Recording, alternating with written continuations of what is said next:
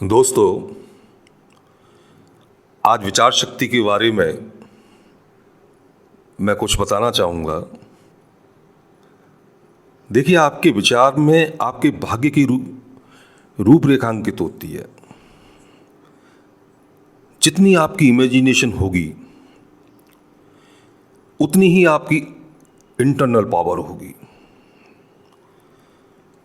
आपकी इच्छानुसार ही आपका संसार तय होता है। आप शक्ति और आनंद के इन्फिनाइट सागर में जी रहे हैं, परंतु आप अपने फेथ और कल्पना की मात्रा के अकॉर्डिंग ही उससे प्राप्त करेंगे। आपकी अपनी कुछ आकांक्षाएं, विशेष होती हैं और उन्हीं के अकॉर्डिंग आप विचार करते हैं और उन्हीं विचारों को मन में प्रक्षय देते हैं। लेकिन विवेकपूर्ण कार्य करें तो मन की हवाई किले बनाने की प्रवृत्ति सरलता से दूर कर सकते हैं। आपके विचारों की सीमा ही आपकी संभावनाओं की सीमा है।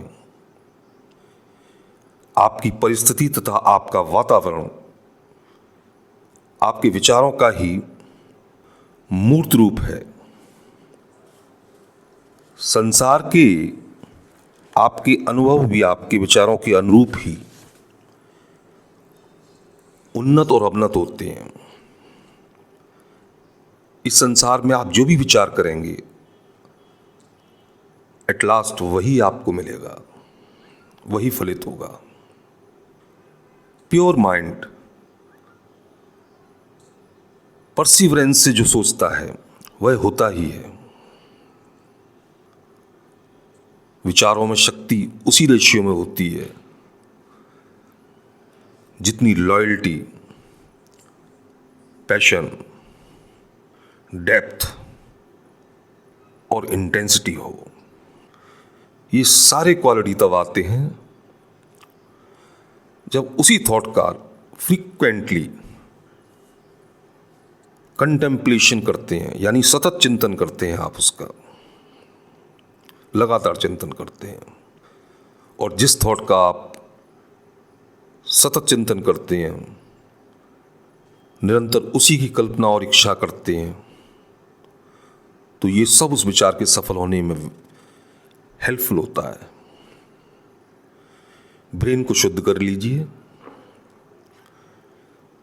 जिस सब्जेक्ट या लोक की आप कामना करेंगे वही विषय और वही लोक आपको प्राप्त होगा। यह सच है कि आप जो भी विचार करते हैं उसका परिणाम सारी मानव शरीर रचना पर और उसके किसी भाग पर अवश्य होता है। निरंतर ध्यान करते रहने से यह मैक्रो बॉडी माइक्रो बॉडी बन सकता है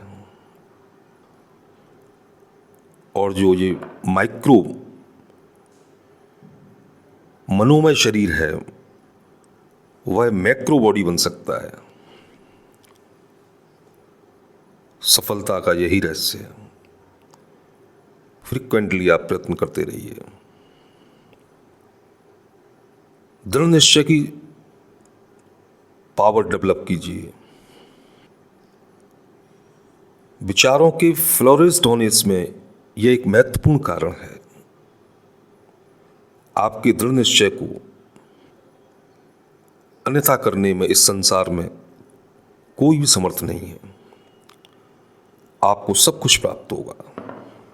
आपका शरीर आपके विचारों का ही एम्बॉडीमेंट है। विचार परिवर्तन होने से शरीर भी परिवर्तित हो जाता है। मन आपके विचारों द्वारा इस शरीर की संरचना करता है। विचारों में वह शक्ति है जो आज के इंसान की रचना में परिवर्तन कर सकती है, ट्रांसफर कर सकती है और नहीं तो कम से कम सुधार तो सकती ही है। बॉडी में जब अव्यवस्था या असंतुलन होता है, इम्बैलेंस होता है, तो उसे व्याधि यानी कि डिजीज, और मन में जब अंतर्विरोध उत्पन्न होता है तो उसे आदि यानी कैलेमिटी कहते हैं। दोनों की मूल में अज्ञान है